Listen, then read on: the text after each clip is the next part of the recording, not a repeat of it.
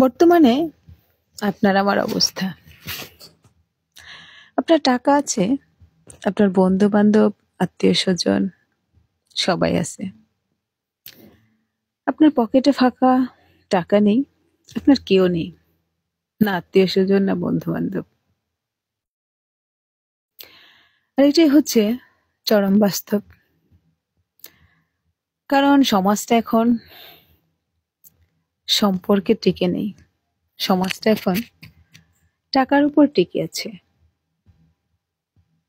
আপনার টাকা আছে, আপনার সবার সাথে সম্পর্ক আছে। আপনার টাকা নেই, আপনার কারোর সাথে ভালো সম্পর্ক নেই। আপনার সময় খারাপ ছিল, আপনার পকেটে টাকা ছিল না। যারা আপনাকে ইগনোর করে চলে গেছে, যখন আপনার টাকা হবে ঠিক তখনই তারা আপনাকে খুঁজে খুঁজে বের করবে। সপ্তাহে 2 দিন খোঁজ খবর নেবে, প্রতিদিন ফোন করার চেষ্টা করবে। ভাই, এটাই চরম বাস্তব। কথায় বলে, টাকা থাকলে নাকি কাঠের পুতুলও কথা বলে। একদম ঠিক।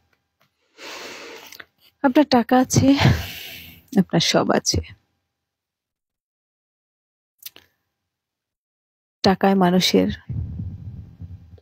পরম বন্ধু।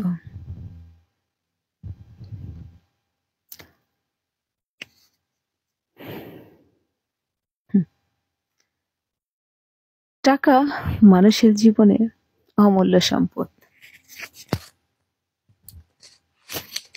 কথাটা আপনারা কতটুকু বিশ্বাস করেন আমার জানা নেই, তবে আমি 100% বিশ্বাস করি টাকা মানুষের বড় সম্পদ।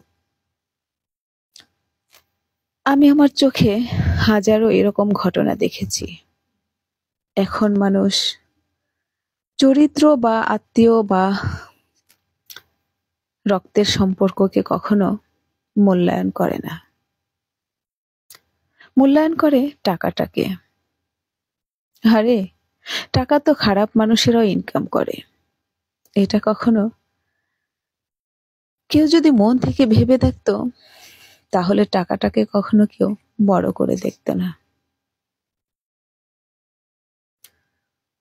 যদি এটা সুন্দরভাবে বুঝতো, তাহলে আমাদের সমাজে সম্পর্কের এবং চরিত্রের দুটোরই মূল্য থাকতো।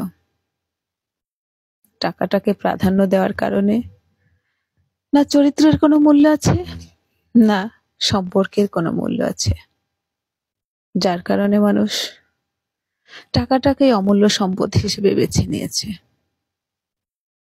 শুধু আপনি আমি একা নই, সমাজের প্রতিটা মানুষ একই রকম ভাবে চলছে।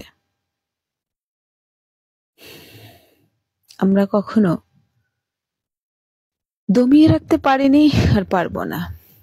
আপনি আমি একা ভালো হলে তো সমাজ চলবে না। সমাজ চলে 5 জন নিয়ে। যেখানে আপনি একা, আপনার একার কথার কোনো মূল্য নেই। আপনি একা 5 জনকে বোঝাবেন, না 5 জন যেটা আপনাকে বোঝাচ্ছে আপনি সেটা বুঝবেন।